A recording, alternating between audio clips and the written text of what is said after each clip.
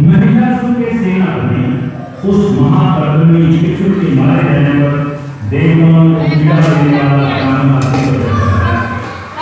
उसने भी देवी के ऊपर शक्ति का प्रभाव किया, किंतु देवताओं ने उसे अपने विकार से भी आहत एवं निष्ठ होकर के तत्काल पृथ्वी पर गिरा दिया।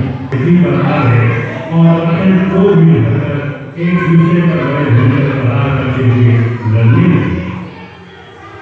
ततो देवा धनुपते निपते तुल्यवारे परमाय शिला शिला देवा गंधु से सलित देव राजु विवाह देवी दुर्गा दाय पूर्णा पूर्णा अर्थै महान श्रीमता त्रिपुरी महाकाय विराजा धनपाया आदा आप्या दुर्गम बकर भी शिला और वृक्ष आदि की मार खाकर रणभूमि में देवी के हाथ से मारा गया तथा कराल भी दांतों मुखों और खपड़ों की चोट से धाराशाही हो गया।